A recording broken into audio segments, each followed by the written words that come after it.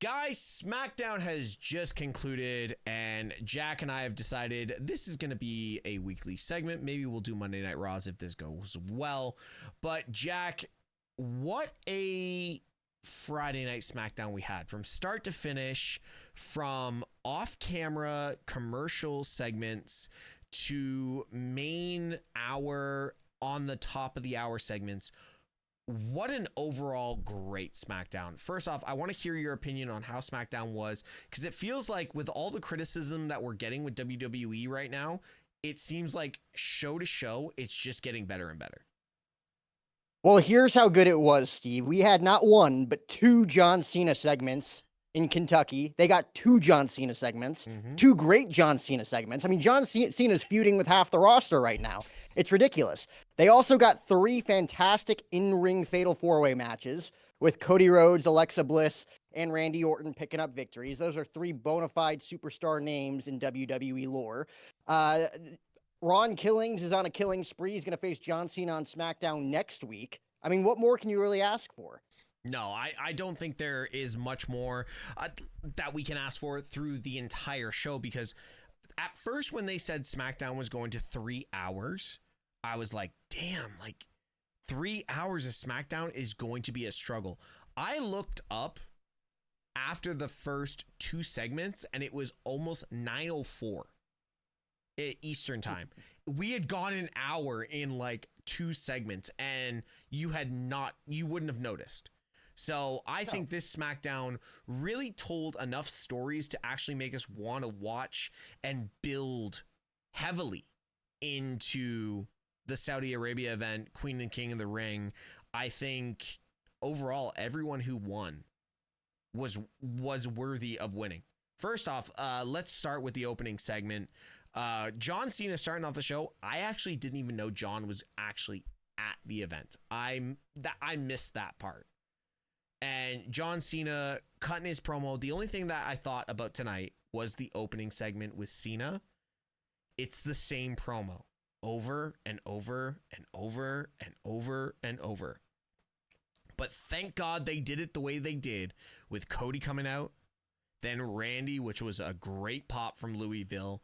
And the thing with Louisville all night was that Louisville was reactionary. They were kind of a dead crowd, but overall, it was a reactionary crowd, and the stuff that needed to get a pop got the pop. Randy got the pop. LA Knight got the pop. All three of those guys cooked Cena in the first segment, and you could see the look on Cena's face where he's like, damn, these boys came to play. It's crazy because those three didn't even cook him the worst in the entire evening, right? That came later. But Cody Rhodes flat out pinned him 6 nights ago, right? Yep. Ron Killings didn't have to say a word to get his point across to John Cena. LA Knight just continues to prove time in and time again that he's awesome, an A+ on the microphone. When it comes to telling a story in the ring, that's where he kind of gets depleted a little bit. That's where you put him in like the Karrion Kross folder of like, he's got all of it, but like what's missing? And then Randy Orton, who I personally don't think we've seen the last Cena versus Orton one-on-one match. I think even tonight, them going face-to-face told me, I think there's a little bit more to be told there. I don't know how they're going to do it with 17 more dates left, but I think there's a John Cena and Randy Orton rematch on the horizon. King of the Ring's really interesting too, because it looks like we're going to have 4 main event guys who are going to be in the final 4 on the men's side. Yeah. And I think that wrestling is in a really good stance, all things considering that John Cena as a heel really hasn't quote unquote lived up to the expectations, right? When he first turned heel, you're thinking new entrance gear, new promos, what's going to happen, new music. We didn't really get any of that. And then we have gotten the same old boring ass, tired ass shtick week in and week out of John Cena just thinking that he's a genius and that he's better than everybody. And that he's just like kind of like the typical heel of like, you guys booed me for 25 years. Yeah. Now I get to shit on you. It really hasn't been the heel run that we expected, but because of the feuds that he's been able to work, it's kind of worked out. CM Punk goaded him on the mic tonight. He probably got destroyed more so than he has been since he's been back in 2025, if I'm not corrected. That's the promo I expected to hear on Monday Night Raw in Phoenix. We didn't Yeah. really get the full scope of what CM Punk and John Cena can do to each other on the microphone, but we saw it tonight in Louisville, Kentucky, before Ron Killings ultimately put him in the STF. But I think that we are 17 days. What is it? 17 now? This was 18, so 17 dates remaining with John Cena left. I think we're starting to finally get into the meat of it. He literally has a one-on-one feud with, I would say, 4 guys right now. Yeah. CM Punk, Cody Rhodes, Ron Killings, R-Truth. They still haven't really given you the whole spiel of if he's Ron Killings or R-Truth, or if it's like a split personality thing. And then Randy Orton. Yeah. I mean, you could probably put Randy Orton on the back burner, but like Killings, Rhodes, Punk, he's in feuds with right now. And all at the same LA time. Knight stepped up tonight, and he was impressive as well. And I'll give you that. Like, he didn't qualify. Randy Orton got the qualification for tonight, which again, I thought that was surprising. I thought maybe the likes of LA Knight or even Carmelo Hayes, the way they've been booking things over the last several weeks, it's like, okay, one of the big guys is sure to go over, but then you look at it and it's like, okay, one of the mid-tier guys is going to get the opportunity, kind of like they've done through the 90s and the early 2000s with King of the Ring. But no, they're like, okay, Randy Orton's going to qualify. I'm happy. Don't get me wrong. Happy days that Randy Orton qualified. So, but what you said there's a feud there with virtually four different guys. And this is kind of what we need when it comes to a tyrant holding the title. This is what we needed when Roman held the title. Roman held the title for 1,316 days. And it was like one guy at a time. And it was long played out. And I'm okay with that. But now you look at what Cena's doing.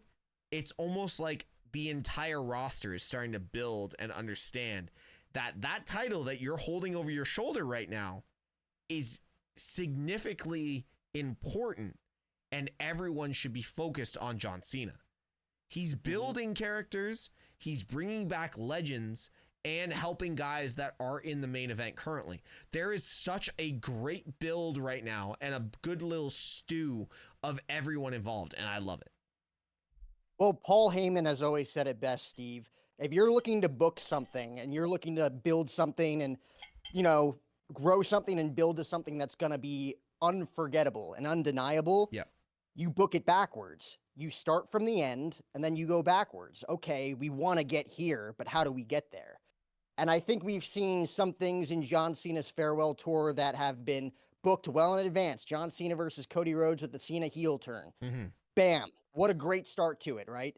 And you kind of saw the prelude to that at the Royal Rumble. John Cena getting to share the ring one final time with the Finn Balors of the worlds and the AJ Styles of the world and Jey Uso and Logan Paul. But then we got to the meat and potatoes of it with his heel turn, him facing the new face of the company, the white meat baby face, and Cody Rhodes for the WWE title. Then he checks off the biggest bucket list in his final year, wins the 17th World Heavyweight Championship. Then where do you go from there? Oh, we got to get to Cena versus Orton one last time. Who's Orton's best friend in the business, on screen or off camera as well? Cody Rhodes. So you kind of build to that. And then, of course, you got to get to the CM Punk match, and you got to get to maybe another AJ Styles match. And there's going to be some matches I feel like that are on his checklist, because it seems like he also has some sort of creative freedom in his final year, despite I feel like John Cena's too humble to just say, I want this, that, and that. I feel like it's a collaborative process. But we're also seeing some things that weren't really on the agenda, just like how in Roman Reigns' title reign, Sami Zayn wasn't supposed to get over as he was. Sami Zayn becomes the honorary Uso. All of a sudden, Sami Zayn has a WWE title match in his hometown of Montreal in the craziest crowd environment I think I've ever seen in a WWE environment. And now Sami Zayn's a main event star. R-Truth, I think when Cena turned heel, they were thinking R-Truth is, John Cena's his childhood hero. We're probably going to have a spoof match with him, which they did. But then the whole release thing, whether it was an angle or whether it was a shoot, still really up in the air. Anybody could debate it all day long, but we really don't know shit. That to say if that was a shoot, that turned into Ron Killings. All of a sudden, the fans of at least me and in your eyes, and hopefully the fans that are listening to this right now on the stream, Ron Killings is a main event threat now. Yes. And we were not expecting that as of 4 weeks ago, let alone 4 months ago. So John Cena now has a feud with Ron Killings all of a sudden with a match next week on SmackDown. That's a main event storyline, and it shouldn't have been a month ago. So there's things that pop up that surprise you, and then there's the things that are being booked backwards, as Paul Heyman would say. And I feel like when December rolls around, Steve, we're going to be talking about one of the greatest endings to a career in modern history with the story that they're going to tell, regardless what it is. And it's kind of funny that you say that, because I look at, like, you know how I feel about Cena. I've never been a Cena guy, but I'm sitting here actively involved and ingesting everything that he's doing right now, because I'm watching the last 25 years and taking little bits of the things that I liked, the little bits that I didn't like, and it's all coming to a beautiful boil right now, and I love it. So it's a great thing with Cena. I think they're doing a great job, but it's just wild that there are so many people that you, at the end, at the start of this year, you're like, okay, Cody's going to take the title from Cena at the end of 2025. Now you're like, I have no idea. At this point, you have no idea. It could be The Rock. At the end of this day, it could be The Rock. It could be Travis Scott. We have no idea, but there's so many opportunities right now. So it's great. Let's move into the first qualifier quickly of the women's Queen of the Ring match. I want to put a quick emphasis on Michin in this match. Holy shit. Like, straight up. Holy shit.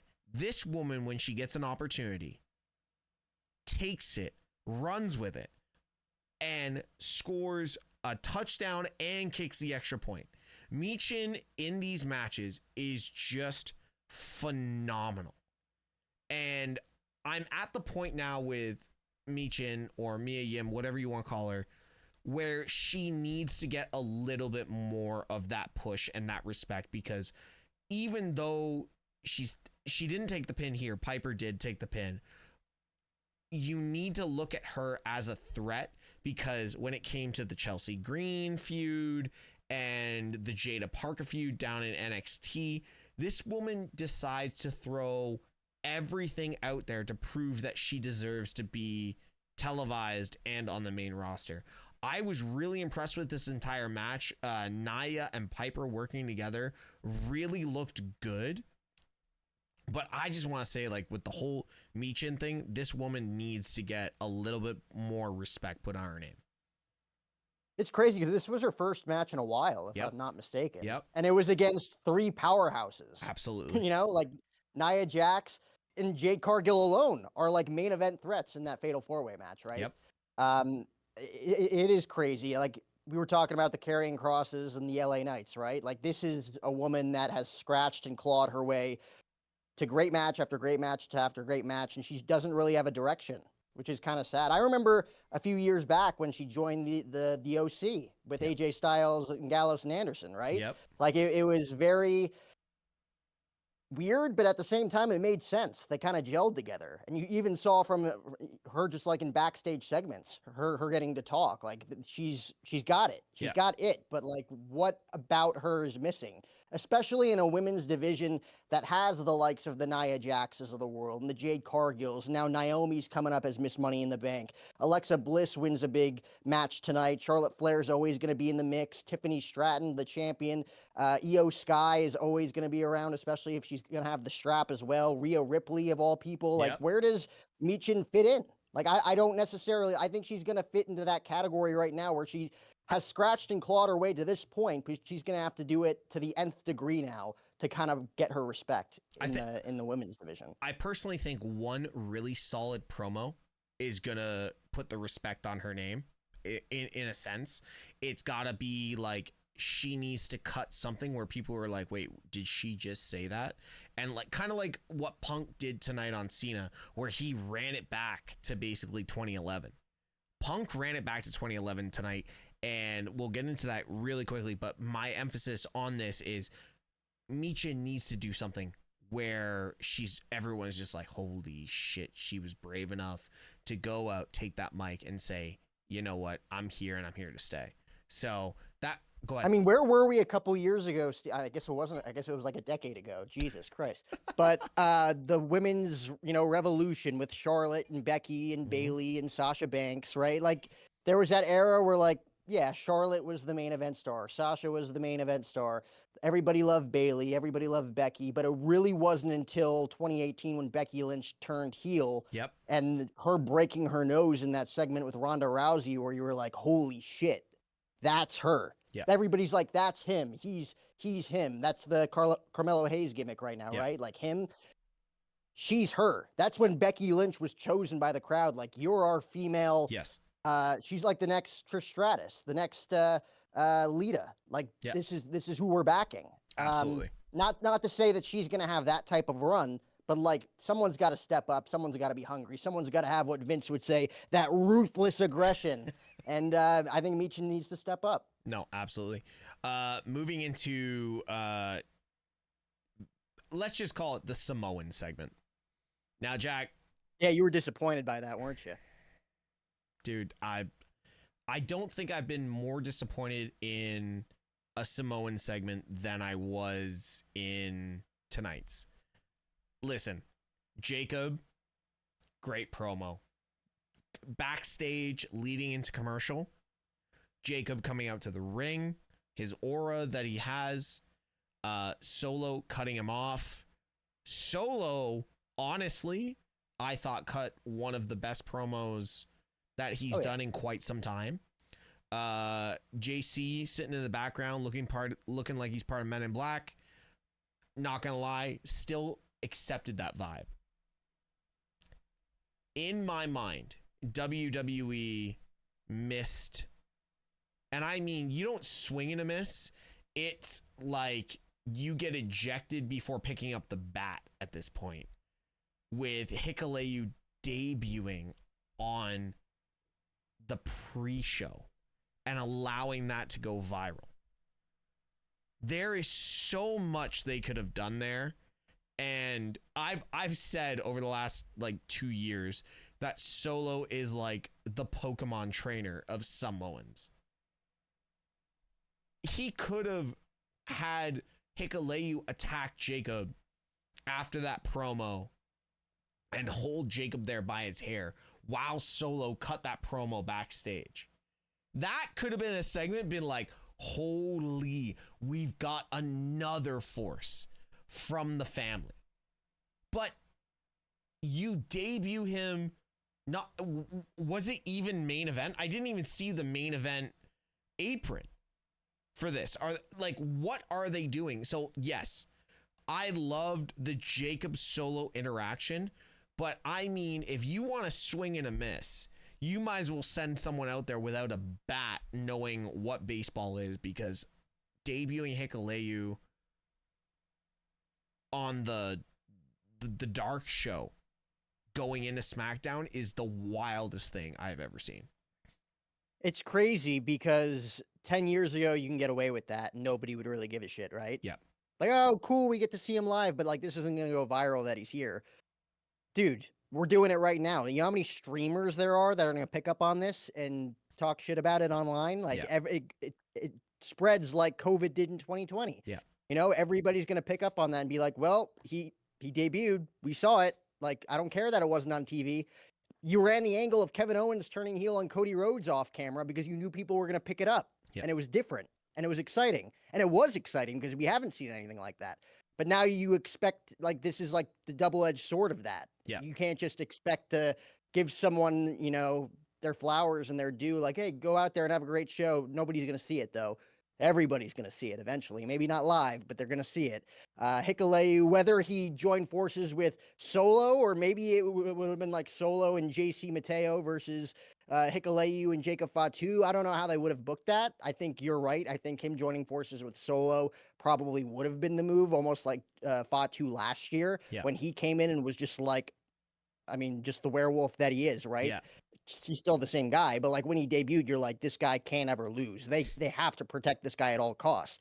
I think Hikuleo had to have that same momentum in that same debut, and they kind of missed the ball on that one. Like, it's kind of funny. Like, Hikuleo, just because of his size, his stature, His force in the ring, like if you ever watched any of his matches, he's just very powerful. If it was Lance, like, and this is nothing against Lance because I love Lance, he has a different dynamic in the ring. And if they debuted Lance saying, okay, we're going to test him out on a dark show, but then maybe drop him into the main show right after, like there's 2 segments for him, cool, that would have been great. But Hikuleu is a massive force. Like, it's just like, I'm not gonna lie, the first thing I thought of when I saw him debut and I saw the clips, I'm like, Giant Gonzalez. And I'm like, that he doesn't deserve that stigma. But that was the first thing that came to mind for me, is like, wow, this gives me Giant Gonzalez vibes. And who did he wrestle? One of the guys from Pretty Deadly. And the worst part is there was a botch finish. And it's just like, there was just so many little mistakes in this whole segment. And I'm like, dude, this guy, let's run it back. Let's give him a month off TV to pretend it never happened. And then let's run it back and try to launch him again. At this point, I'll accept Tala Tonga, that rumored name that they copyrighted. I'll accept it at this point. But the way this happened tonight, oh man, I was furious. I mean, I say we let it cook, right? You know, maybe this is one of WWE's grand schemes again, like they did last week, you know, releasing R-Truth, and then they gave it to us again, you know. The "We Want Hikuleu" chants are going to pop out this Monday night on Monday Night Raw. I mean, I think you just let it cook. I think Solo versus Jacob has to stand alone on its own going into probably SummerSlam, if I were to imagine. Them having his full-fledged babyface turn at Money in the Bank for that match at SummerSlam. We'll see what they do at Night of Champions. But I think maybe you debut him there, and then you kind of just put a rocket ship on him heading into the fall. Because the cool thing about this whole Solo and Jacob Fatu and JC Mateo in the mix, who knows when Tama Tonga and Tonga Loa are going to get back in the mix, like, they are the Bloodline, but it's not the Bloodline. You're the Bloodline, but you're not the Bloodline. But because you're the Bloodline, you have that stigma and that aura to tell a story on main television for WWE. And, you know, with Jacob Fatu's talent on the microphone and in the ring, partnered with Solo Sikoa's out of nowhere comedic personality. Like, where the hell did that come from? Like, the dude went from being Roman Reigns is heavy that didn't say jack fucking shit to being one of the funniest guys on WWE television. Not with just what he says on the mic, but with his mannerisms. Like, he really is Jimmy and Jay's younger brother. Like, now I see it. Before, I'm like, is he adopted? Like, he doesn't really look like them. He doesn't talk like them. But now you see it. Now you see it in his facial expressions. He's a Fatu, man. And now the Fatus are coming out to play. So that's fun. But I think ultimately you let them cook with this. No, fair enough. All right, let's move into just a quick backstage segment. We saw Nick Aldis backstage with Piper and Alba. And this might have been one of my favorite sequences of the night. And it was Piper with Chelsea Green on the phone. And yes, okay, Nick Aldis saying that, okay, I'm going to give Alba the chance tonight and allow her to take your spot. I thought that was great, but I'm going to say it was a mistake. I think it was a mistake by Zelina, and I think Chelsea carried it. But Zelina comes in, snatches the phone, pretends to hang up on Chelsea, and puts the phone down. And there's a sequence between Nick and Zelina. But all you can hear through this entire thing is Chelsea bitching and complaining in the background on the phone. And you can just see the screen moving slightly. I'm watching this and I'm like, you have just put Chelsea so much further over than she already is. Like, it was a mistake. There's no way Zelina did that on purpose, because you saw her try and close the conversation. But Chelsea just got put into another stratosphere of over because of maybe a slip of the finger. And this is what I love about pro wrestling, because good things happen with mistakes. And that segment with Nick and Chelsea and Piper and Alba was great. But the flow of how important the Zelina moment was supposed to be, with just Chelsea like in the background, all I could hear was just Chelsea talking. I don't even remember what happened in the segment between Nick and Zelina. I just heard Chelsea bitching in the back, and it was great. Chelsea Green is a national treasure. I'm good with it. I'm going to follow my sword on this. This woman deserves, I think, a women's title in the next 5 months. Oh, I agree. I think you will see her as a world champion by the end of December. Yeah. No doubt.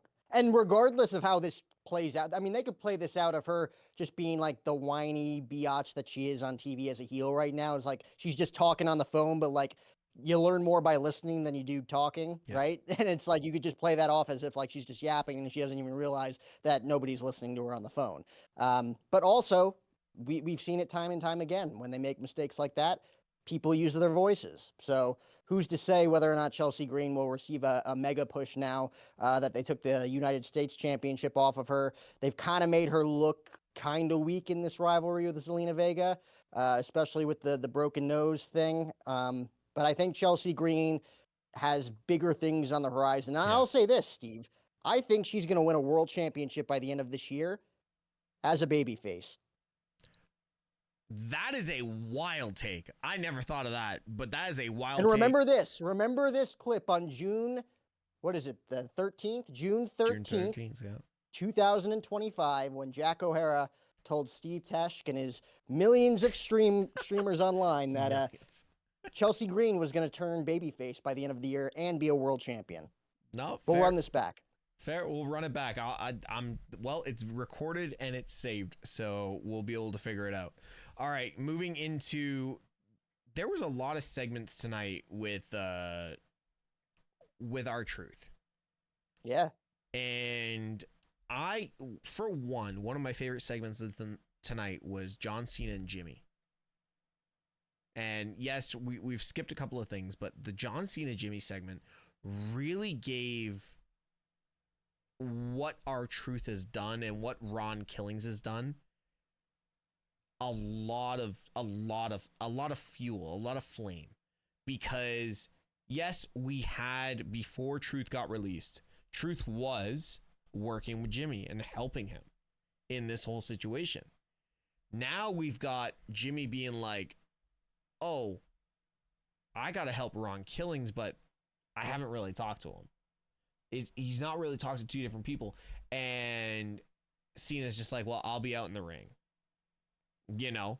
And personally, we basically thrown the draft out of the window, and because you and I talked about this literally earlier this week. The draft makes no sense at this point because CM Punk decides to like show up and physically, mentally, and verbally violate John Cena.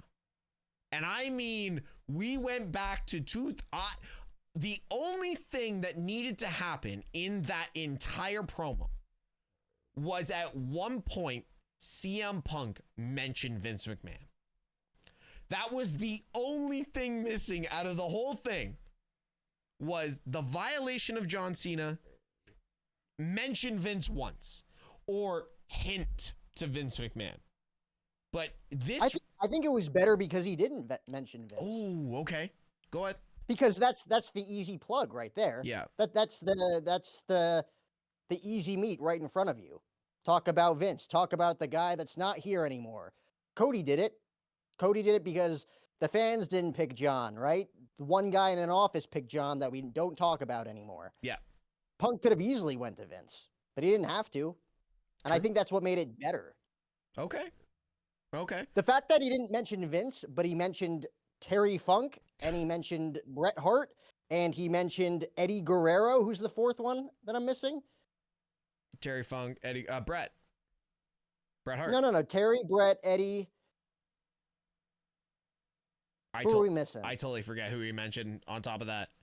Did he? I remember he mentioned Eddie and Bret third and fourth, and he mentioned Terry first, but the second one I'm totally blanking on. But he mentioned four names that probably haven't been heard on WWE television. Well, I mean, Bret Hart maybe, but like Eddie Guerrero's name has not been mentioned in a Not long for a time, unless while. your name is Dominic Mysterio. Fair. Terry Funk's name definitely hasn't been mentioned since he died alongside Bray Wyatt, unfortunately, that same week back in 2023. Harley Race. Um, Harley Race. Harley Race, yes, of course.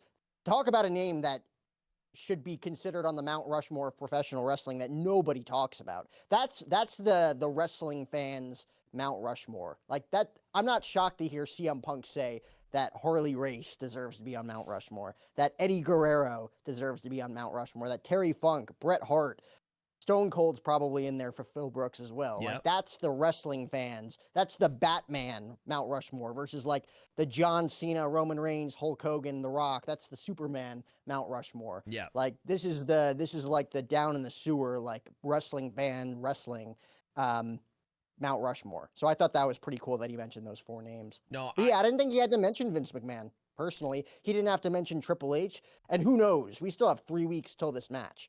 There's going to be a lot of promos that are left to be cut between these two. Yeah, I don't think we're going to see less of these two. I think we're going to get a lot more. So I agree with you on that. Okay, so we've covered the first qualifier. We've covered John Cena and Punk and basically everything Cena's done. Can we go to the tag division, which let's talk about this for a second. The SmackDown. You mean the tag division that's completely run by the Wyatt family right now? Okay, go right ahead. Go right ahead. No, I'm just saying. I mean, the Wyatts are back, Yep. and they came back out of nowhere a few weeks ago. Like everybody was shocked and caught off guard until you realize that it was Wyndham Rotunda's 38th birthday, and they had a birthday cake in the ring. Like, holy shit! Like, talk about goosebumps. Yep. Like The Rock. Yep. Doing his whole shtick. Like that's when you really have goosebump moments. I saw on your stream tonight too. You had goosebump moments as well. Oh. I think it was when Punk music hit, right? Oh, like I was surprised. Well, the reason I hit the goosebumps actually hit is because somebody in the chat, and I'm not going to go too deep into this, said, "Oh, where are your fake goosebumps?" Listen, like I love pro wrestling, man. Like I genuinely like at most segments, there's some form of goosebumps, but some hit harder. And when that happened, I was like, "Holy shit!" Like I'm at a point where, you know, you got to tap the wrist a little bit, you know, and it's not taking away from The Rock. Like when Punk returned in Chicago, I had him everywhere and it's genuine. So like, you know, next to, you know, pro soccer, like WWE is my thing. So yes, the goosebumps were there, and tonight they were there because it's something about the Wyatt Six being involved in first showing love to Bray Wyatt, and secondly, finally having a creative direction, which we have not seen. Yes, the Wyatts show up and it's great, but what's their direction? Now we have a direction. We have Dexter and Gacy in the tag division. Awesome. Redbeard, Nikki Cross, and Uncle Howdy, Bo Dallas, can be built into something later. The Wyatt Six now have a direction in the best tag division in the company currently. Like, we've been saying it for months. The Motor City Machine Guns, Street Profits, and the rest of the crew over there. There's 4 other tag teams that could easily hold the titles right now. But now, yes, you're right. It is run and it is controlled by the Wyatts. It's a matter of time for the Street Profits to drop it. But the thing is, when the Street Profits drop it, it is going to push and put over the Street Profits so much more because they worked so long to get it. And when they finally lose it, which I'm going to say is SummerSlam, it's going to be more respect on the Profits than it is going to be the Wyatt Six. Oh, no doubt. I think by the time the Wyatts win the tag team titles, like they really have to earn it. You can't just say, "Oh, the Wyatts are back," and because our leader's older brother was a future Hall of Famer, we just deserve the tag team titles, and that people are gonna like really vibe with this story. Yeah. Like you really have to get them to a point where it's like, we've seen this song and dance before. Oh, the Wyatts are here. Oh, this is awesome. Oh, where did they go? That's literally what happened in 2024, right? Yep. When they returned, you're like, holy shit, they're killers. They came back and killed Chad Gable. They came back and killed everybody backstage. The whole production area was shot.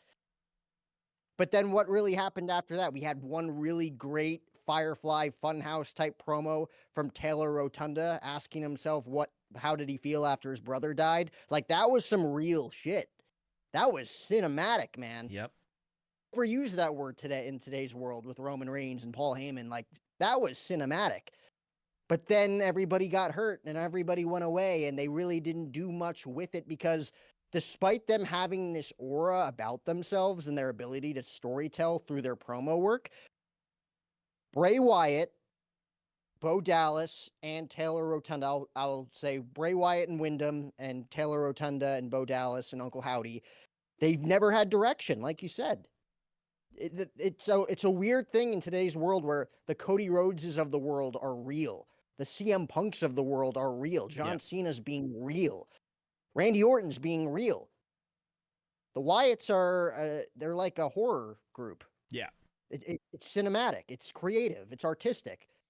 But there's no one else really of that nature anymore, like the Undertakers of the world and the Kanes of the world that are like that anymore in today's current scheme of professional wrestling. So you have to give them direction, and I give all the kudos in the world to Paul Levesque, Lee Fitting, whoever else came up with the creative, to put them in this tag team division that is on fire, with or without them. Yeah. And putting them, at least 2 members, into that tag team division and say, all right, let's see what we can cook, and we'll get to the rest of them later. Because we know that Nikki Cross can be a main event women on the roster. I mean, her and Alexa Bliss, it's right there for the taking, in my opinion. 100% for the taking. It's for the take. If you're not going to put Alexa Bliss in the Wyatt Six, you have her feud with the Wyatt Six. Yeah. No, which makes more sense to me considering she turned on Bray the last time they saw each other, and she's still using his moves. And then eventually you get into a feud with Taylor Rotunda where you go back and think like, maybe, if it makes sense in the final 17 dates for John Cena to throw it back with Uncle Howdy for whatever reason, the Fiend. Yep. Never forgot, and he went back to old rivalries. Maybe they tell a story. There was this fable and this conspiracy online. I don't know if you saw this about the whole Firefly Funhouse turning John Cena heel and how the real John Cena is trapped in the Firefly Funhouse and he's watching himself be a heel. How cool would that be if they told that? I mean, I don't think they can tell that right. I don't think me and you could tell that story to its fullest extent on a piece of paper if we had a pen. But like, that would be cool if they got it right. Well, one of my favorite things about this is we have Joe Gacy, who is very similar to size of Bray Wyatt. And if you wanted to tell that story, you could dress him in 2 different characters and have him as the Fiend and play that Firefly Funhouse Fiend character without saying anything, because obviously Taylor can do Bray's voice very well.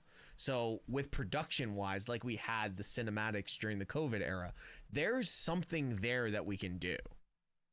But and that would honestly preserve the pristine character of John Cena while also getting to see him turn heel. Absolutely. If you told it right. Yeah, exactly. But I don't know if you can. No, and the thing was, like, my favorite part tonight with the Wyatts was like the celebration. My only thing is with the Wyatts is I struggle because they are on SmackDown and the Raw division needs something special. Because it's like the New Day versus the Viking Raiders. Or American Alpha. There's nothing there for. Well, you want to talk about what's coming? We can talk about what's coming to the Raw Tag Team division. Go ahead. Jimmy and Jay. No, it's not happening. I know you don't want it to happen. I think it's gonna happen. It just got ruined with putting Jay in the King of the Ring. Well, I don't think it's going to happen next week, but I think it's going to happen. Oh, probably by I think SummerSlam. It's crazy because in the King of the Ring, I think we're going to get Cody Rhodes and Jey Uso one-on-one, and we're going to get Randy Orton and Sami Zayn one-on-one. Yep. And then I think Cody beats Jay. That's probably going to be just like a 5-star clinic. I don't see them having any sort of interference. Okay. I mean, why would Seth Rollins need to interfere on a world champion-less Jey Uso now, right? Yep. And then Randy versus Zayn's just going to be, I think that's a scenario where you have Sammy beat Orton clean. So you have Cody versus Sammy. I have Cody versus Sammy, yeah. So for me, the only two ways. Because I don't think you could do Orton versus Rhodes just as a one-off in a King of the Ring tournament. See, for me, it's I either think you have to. it's Cody versus Rhodes or Jay versus Sammy. It's the only two ways you can go by it. You can't do the cross. I think those two matches you have to save. You have to. We're gonna get to those matches. You can't ruin those at King of the Ring. I think either way you look at it, you're gonna get a great match. Of course. But I think when it comes to there's gonna be 4 baby faces essentially. If we predict Jey Uso winning correctly, right? Yeah. Maybe they go with Rusev. Maybe they go with someone else. But like you're gonna have 4 baby faces. I don't like the idea of Randy Orton and Cody Rhodes' first ever match with Cody coming back to the WWE, them just being friendly brothers and shaking hands and having a #1 contenders match. Yeah. I'd rather it be like Orton turns on Rhodes or vice versa, and they have that blood feud that they deserve once that payoff finally comes. On the other side, I think Sammy needs to turn heel on Jey at some point down the road. I think Sammy's too pristine of a babyface right now to turn him, and I love their brotherly culture and their relationship that they have with one another, and how that story was told throughout an entire year for them to get to that point. Yeah. I thought that was cool. So when that turn finally comes, it has to mean something. It can't just be, oh, Jey beats Sammy and Sammy's frustrated, so he kicks him in the balls, you know? Yeah. Like, I want to see a big payoff for that, and I don't think that having them face babyface versus babyface makes sense for either Jey versus Sammy or Orton versus Rhodes. I think Sammy versus Cody, or potentially, like, CENA getting involved and costing Cody, and, like, Rusev ends up going to face Sami Zayn or something. You could tell that story of Sammy beating the almighty Rusev to get to Gunther at SummerSlam. Because I think Sammy versus Gunther at SummerSlam could be the story you tell with King Sammy, or I think the more likely scenario is that Cody wins and King Cody takes on John Cena. But yeah, I think that's the avenue we're going down. I think it's either going to be Sammy or Cody. Yeah. If you're asking me, I think you save those matches. Fair enough. And those matches could be saved all the way till like late Rumble next year, or even Mania. So I think it's smart to have those matches in your back pocket when you need them. Yeah. When ratings are low and when you need a resurgence, like we got last week with the Ron Killing stuff, when you need a resurgence, then you tell those stories. Yeah. Let's look quickly. We've got 3 more things to cover. First off is Tiffany Stratton Naomi promo. Hit or miss. I understand what they were trying to do. If they were going to do that, I wouldn't have had Tiffany Stratton come out in her wrestling gear. Thank you. I would have had her come out in just like a dress or whatever the hell else she wears. Because her coming out in a wrestling dress or in a wrestling attire told me that, oh, someone's going to attack her and Naomi's cashing in. And that's the scenario that they kind of drew up with Nia Jax, because Naomi in her promo was talking about how she was going to win the title from Nia Jax. Yep. Who came out and hit me over the head with the briefcase? Tiffany Stratton. Out comes Nia Jax. I'm thinking that Naomi and Nia Jax are in cahoots because she screwed them. Yep. Now they're going to screw her. Yep. It only made sense. But now Nia Jax like, hold off, Naomi. Don't get involved. She runs away like the heel that she is. And now we get Nia Jax versus Tiffany Stratton again. I didn't love it. No, I think the overall, like the promo itself, the two between each other, decent. I wouldn't give it like 5-star rating, but I'm going to say decent. But I agree with you wholeheartedly. Everything said, potential cash in, but I don't like the whole, like Naomi's heel persona right now is, I don't give a shit what anyone says. That's Naomi's persona. And then you step down as Nia tells you to back off. She's mine. Naomi lost a lot of stock in my mind right there. I love Naomi as Miss Money in the Bank. Nia Jax, dude. Like she's like the Omos of the women's division, essentially. Yeah, but Nia Jax also got beat down by Alexa Bliss with a briefcase with Ronda Rousey in the ring when Alexa Bliss cashed in. We're still talking about the same Nia Jax. Her persona's not changed. They've just given her more TV time. So yeah. I'm sorry, Naomi, who as Trinity in TNA, and we talked about this before, was untouchable. You know what I mean? And this is the version, I will stand by, this is the version that we need in WWE, which is a Naomi Trinity blend.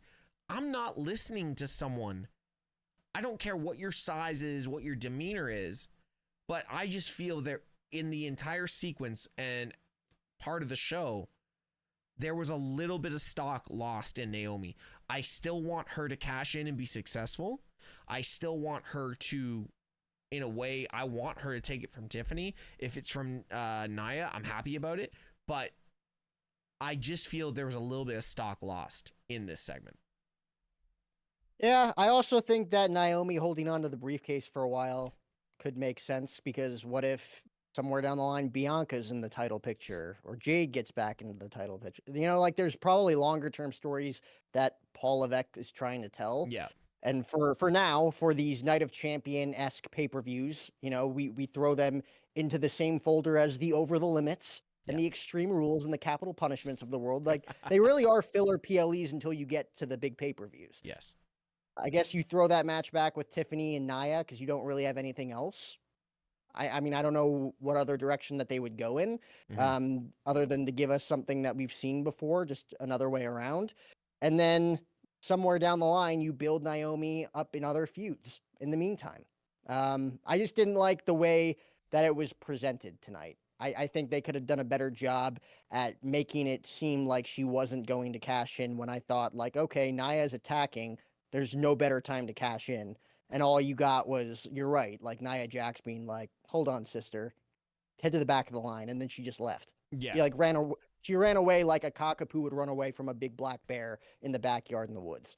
Yeah. That's what happened tonight. Though it was better than this promo, and this whole segment was way better than Tiffany Stratton's first pitch at the Mets game. I will say that.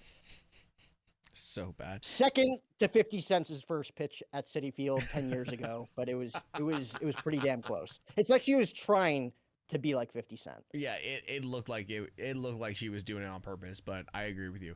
Let's stick with the women's division quickly. The second fatal four-way, we've got Alexa and basically Charlotte versus the other two. One of those two was going to qualify. I love the finish. Yeah, we never see things like that. No, I love the finish, and it's kind of funny. You play it back, it almost looks like who was in the figure eight. It was Alba, right? Alba's in the figure eight. It almost looks like she tapped before the 3 count. Like it was crazy, because so that's close. one of those things you really have to time up perfectly, yes. Right? If you're in the ring telling the story, like all it takes is 1 split second, and that's considered a botch. You know, that's a tough finish to pull off, and they did it because they wanted Alexa to win, and we talked about it. Alexa needs a direction, man. Like she needs some momentum, and she got some tonight. But you don't want to make Charlotte Flair look too flimsy. You know, like you don't want her to keep losing stock by losing all the time. This was a scenario in which she didn't necessarily lose. It was just came down to timing. Yeah, exactly. So I like the way they told it. I really like it, and that's all we really need to say about this. Is it was very well told. There is a feud building between Alexa and Charlotte. Like we've talked about this before. Like we said, we just didn't see a direction. Now we see a direction. It could be Charlotte costing Alexa, moving into something else, what have you. But we have a direction now with Charlotte and Alexa Bliss, and I love it. Final match of the night, Andrade, Shinsuke, Cody, Priest.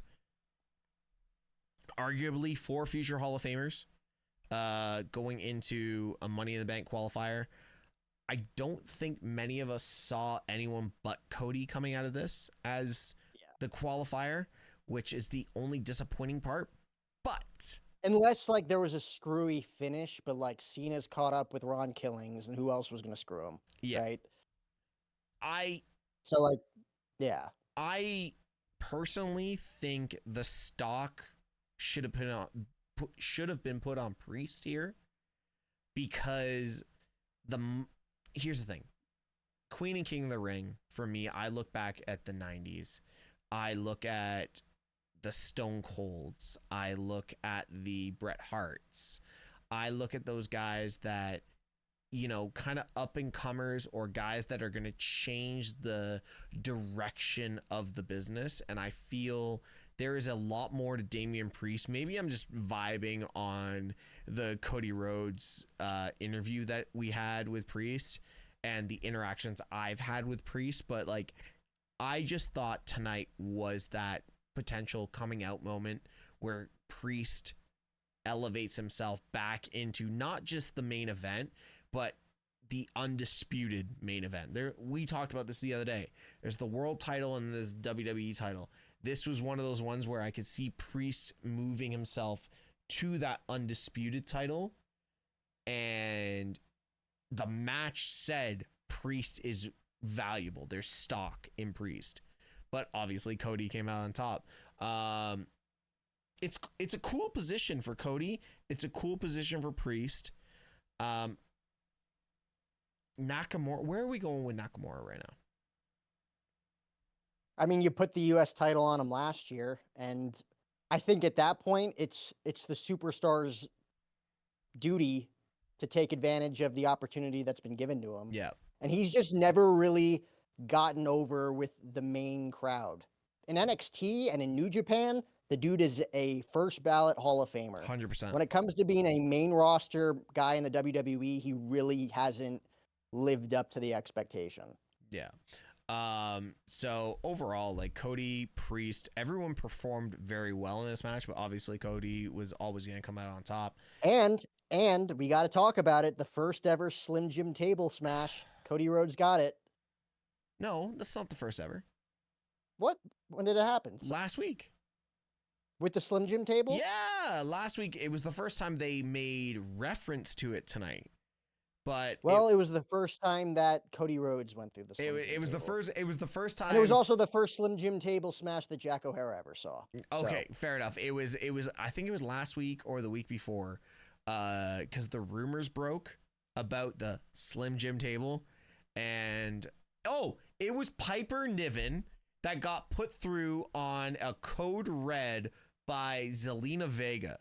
That was the first Slim Jim table spot. So, but tonight was the first reference to it. How they said snap into a table or whatever. I can't remember what they said on it. But yeah, Wade Barrett made reference to it tonight. But yeah, Cody was the first one for the males to go through it. So we got to figure that out. But anyways, overall, Jack, rating for tonight's SmackDown. Out of 5? 10. Ooh. I will give it an 8.5.